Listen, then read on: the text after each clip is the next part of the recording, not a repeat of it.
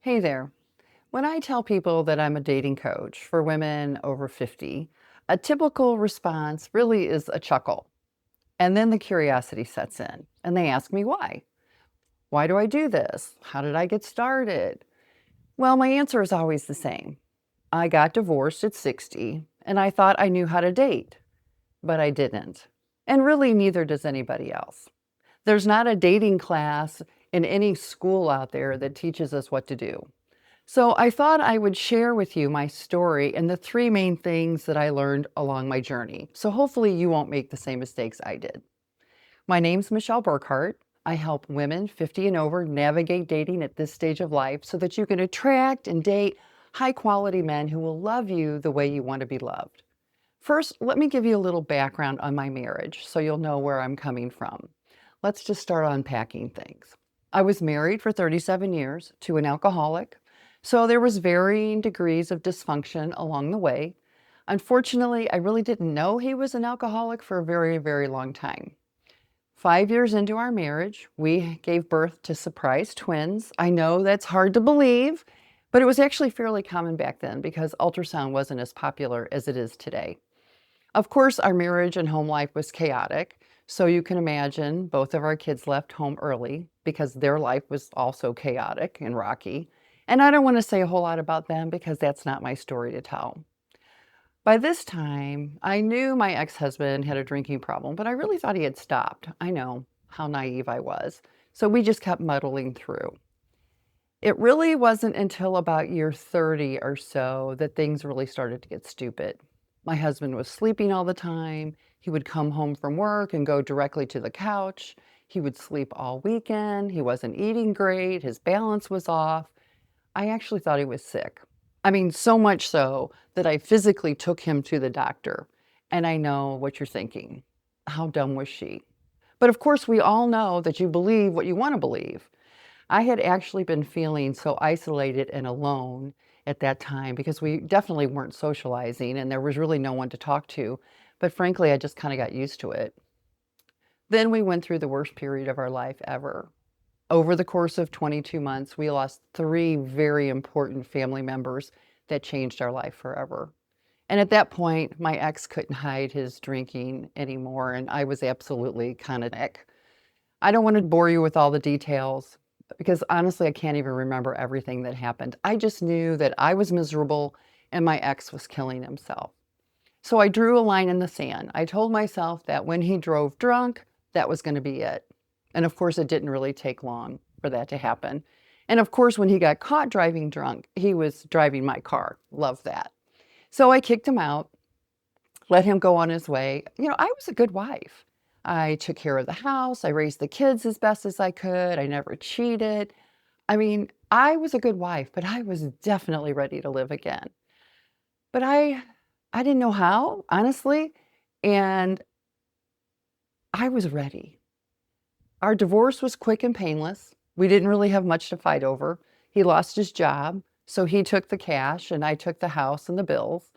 Now, he did go through rehab for the third time, and I'm happy to report he is clean and sober. So, but unfortunately for him, it's too little too late, and we're just really good friends now. I don't have the heart or the energy to be mad at him. And frankly, I take 50% of the blame here. I could have left him at any time over those 37 years, and I chose to stay. So I can't really blame him too much for my crummy life. So here we are, signing our divorce papers. It was January. I'm turning 60 in February. And you have to understand, if we signed our papers on a Tuesday, I joined Match on Wednesday. I'm not kidding. I was bored, lonely, and I wanted a man around. Now, if this message is resonating with you, I would love for you to subscribe and join me because we are going to share a lot of honest conversations about attraction and dating and relationships at this stage of life. And I want to help you do it without losing yourself in the process. Because frankly, I thought dating would be easy. I was smart, I was chatty, my looks didn't scare children. So how hard could it be, right? I mean, I remember telling my sister, if you don't find someone in 6 months, it either means you don't really want a man or you just don't know what you're looking for. Again, naive. But actually, parts of that were true. That was my first aha moment. because that came right away when I was filling out those dating profiles. They were simple questions, but they stopped me in my tracks. Questions like, what do you like doing? What are your hobbies? I don't know. I just sat there staring at the screen, realizing honestly, I didn't know.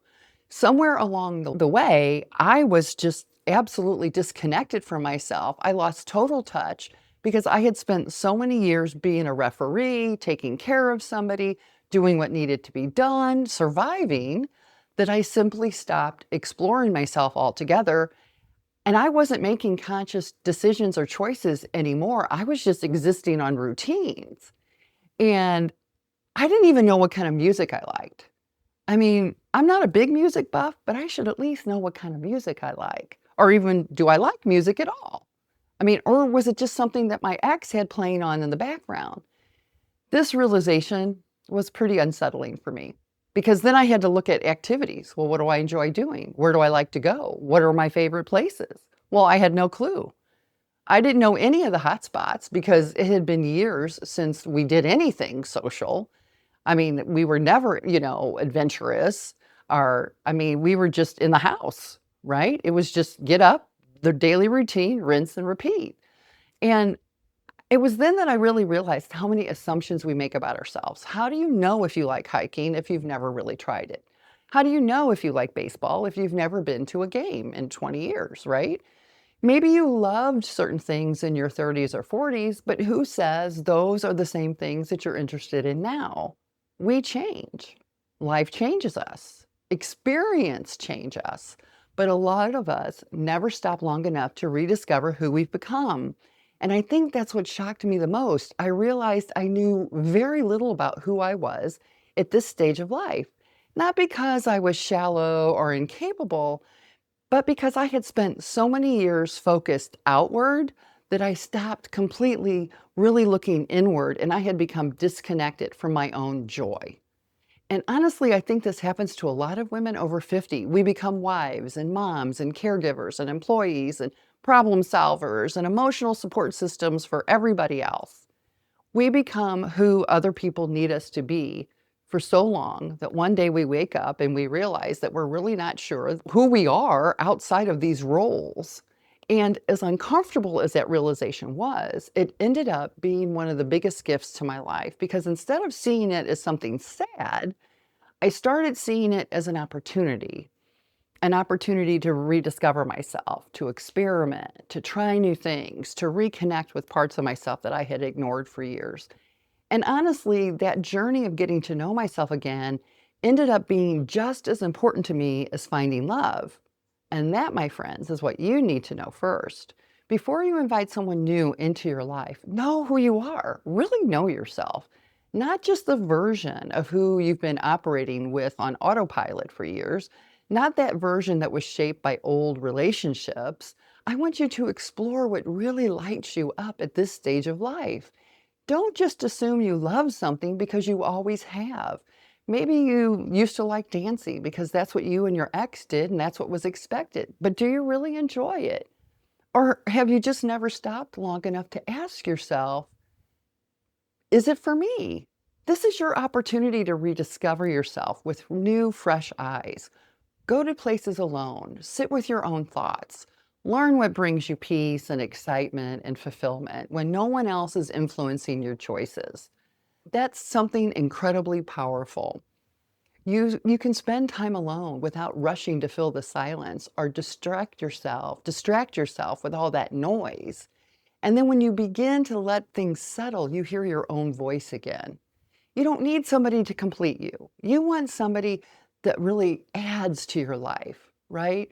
When you find that person, you stop making choices out of loneliness and boredom, and you start choosing from places of self-worth and confidence because that's what it is. It's two people not searching to be rescued, but two people who already know who they are. They know what they value, they know what kind of life they want, and they come together. So before you focus on finding the right person, I want you to really become connected to yourself because that's where it all begins. Now, of course, at that time, I didn't do that. Oh, no, siree. Just pushed gun ho into online dating. And I have to say, I met a lot of really nice men. I really did. I made some mistakes.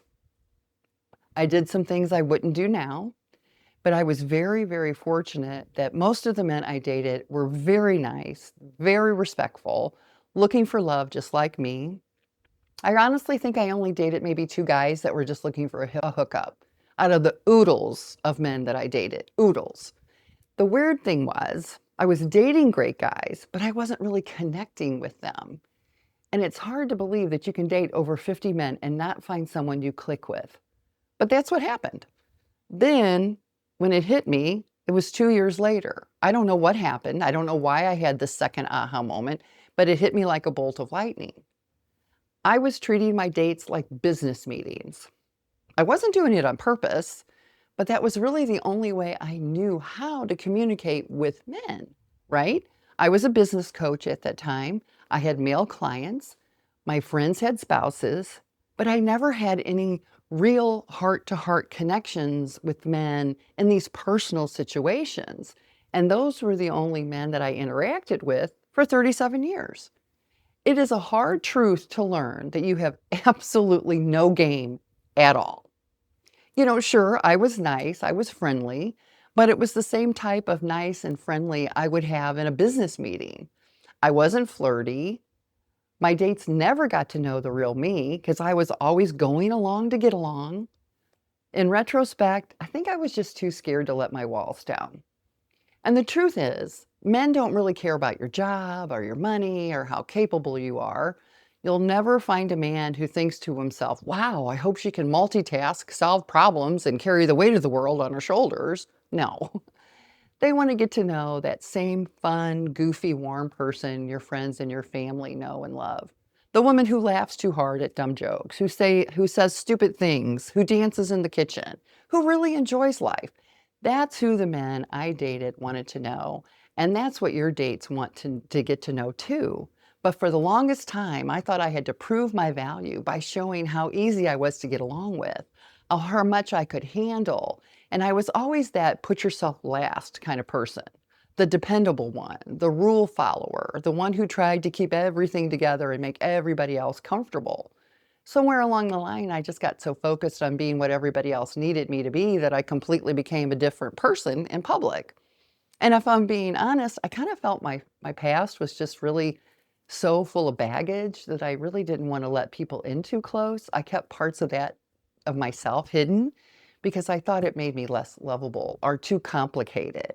I didn't even realize I was doing it, but my mask was so firmly in place, it felt real. I think I was kind of a hot mess, and I didn't really realize it until much, much, much later. I think I'm a slow learner. But, maybe that's why I understand women now. A lot of us were taught to put everyone else first, just to survive, to perform, to achieve, to keep pushing forward. Nobody taught us how to simply relax and be ourselves. Nobody told us how to be playful and feminine and emotionally honest. And that's what creates real connection. So when I stopped trying so hard to impress men and just let myself be, dating became very different. It became much more relaxed. I didn't become perfect all of a sudden. I just let them know the real me because if they don't like the real me, they don't like the real me, and I can only pretend for so long, right? So all this was happening at the same time as COVID, so I was really able to slow things down. So I really slowed things down and started learning. I started counseling. I really started figuring out myself. And I also started really looking into dating. So I read books, I joined dating programs, I watched videos because I really wanted to do this. I wanted to be able to put myself out there without feeling awkward. And I was really craving fun again, that kind where you can laugh and flirt and feel alive and look forward to getting dressed up and going someplace. I really missed feeling special. I wanted somebody special in my life who really appreciated me. I like those inside jokes that come with somebody that you're emotionally connected to. So, as I was doing all this research, I noticed that I wasn't the only one frustrated. But what I was reading was this is for women who were like in their 30s and 40s, and some of this stuff there's no way I could do. It's like I'll put a fork in my eye before I'll do some of this stuff. It's a game or it's I don't know, performance, or it was exhausting. And I just didn't want that. To me, that just was more anxious. It was making me more anxious. So after really looking at that and then talking to a lot of women just like me, I thought, I need to do something.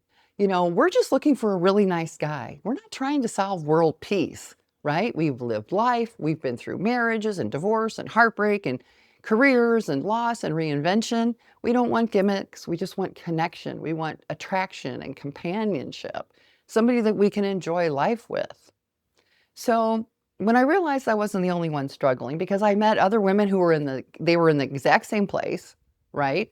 These were women who were smart and accomplished and loving and attractive, but completely overwhelmed by modern dating. And they had lost their confidence. They didn't know where to meet men. They were feeling invisible. I understood them because I was one of them. So that's when I decided to write my book. It's called The Perfect Dating Guide for Women Over 50, because I wanted women to finally have a choice and have advice about how to date at this stage of life that was practical and empowering and honest and healthy. And it's also when I decided to shift my business from business coaching to coaching single women over 50. Because after watching all these people in business change, I just shifted those same skills to help women navigate dating in a way that's authentic instead of awkward. Now, I'll put a link to my book below, so if you want to check it out, you can. I knew I could help because I knew what I went through and I knew what people were going through. I knew these women were going through it. I was living it. I understand the fears and the insecurities and the loneliness. I understand the hope and the desire to find love again without losing yourself in the process. And that's how I discovered my third aha moment. And this was a big one. Dating is all about you, not in a selfish way, but in a healthy, grounded, self-aware way. Somewhere along the line, so many women were taught that dating is about getting picked, about figuring out how to make a man like them. How can you make somebody stay interested in you or choose you? But the truth is, dating is not about finding someone who likes you. It's about finding someone that you genuinely like, someone who fits naturally into your lifestyle, whose presence makes your life feel lighter and safer, more fulfilling. It's finding someone that makes you feel loved and cherished and respected, not somebody that keeps you anxious and doubting yourself. Well, this was a huge shift for me. And I think for a lot of women, especially women over 50, because we've just spent so much time putting somebody else's needs first. We just got really good at adjusting and compromising and keeping the peace, so much so that we forget to ask ourselves that one very important question. Is this relationship actually making me happy? For years, I think a lot of us were just continued to believe that being a good woman meant being flexible to the point of self-sacrifice. We learned how to mold ourselves around other people's needs and schedules and personalities. But that's when I finally realized that's not our job. Our job is not to reinvent ourselves so we neatly fit into somebody else's world. That does not create love. That creates exhaustion. Now, of course, relationships require compromise. All healthy relationships do. But compromise and surrender are two very different things, right? You want to have two healthy people who meet in the middle, not somebody that gives up everything for the other, right? And women don't realize that they're doing that until they wake up one day and they're feeling lonely inside of a relationship. That's why it's so important for you as you start dating to really know your values and your lifestyle and your goal and your emotional needs and your non-negotiables. You want to know the kind of life you really want to create, because when you know yourself, you stop trying to create connections that were never meant to be. You stop wasting your time, because we don't have a lot of that, on the almost right and the good enough. And you honestly start really looking for the right kind of person, and you save yourself heartbreak along the way. Because sometimes you're just not a good fit, no matter how hard you try, regardless of how much chemistry there is. It doesn't matter if your lifestyle and your priorities and your emotional needs and your visions for the future don't align. That's not failure, that's clarity.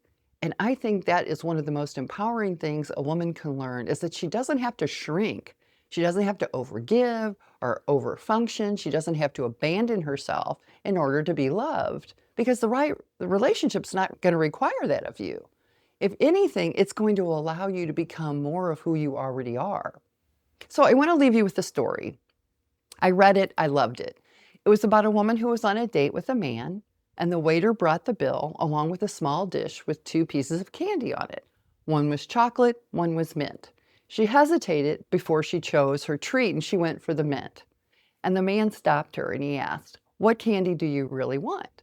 So of course she chuckled and she's like, "Well, of course I want the chocolate." And then he said, "Well, then you take the chocolate because you deserve it." So my thought for you is feel okay to take that last piece of chocolate because you deserve it. I hope you all love this. Come again, and I will see you next time.